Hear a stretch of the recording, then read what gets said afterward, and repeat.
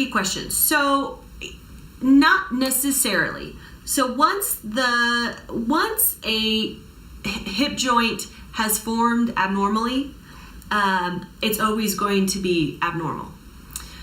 However, sometimes dogs who are very young can have severe pain because their hip joint actually pops out of joint. It subluxates, which can be extraordinarily painful and necessitate an emergency trip to the veterinarian.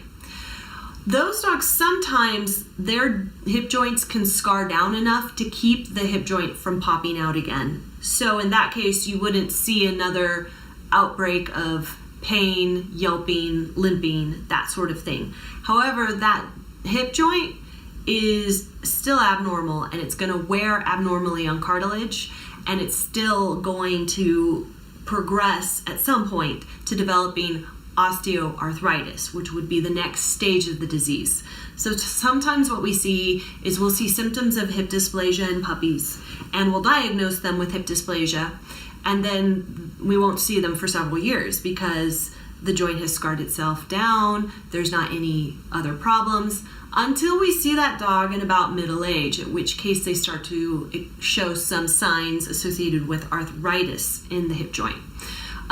Sometimes it scars down and they don't ever have signs or symptoms ever again. Every dog is an individual.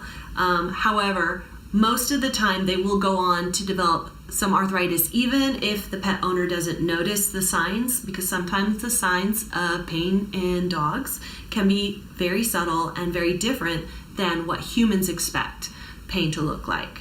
In which case, if your dog has been diagnosed with hip dysplasia, it is always worth to get a follow-up x-ray and a physical exam with your veterinarian to make sure that your dog's doing okay.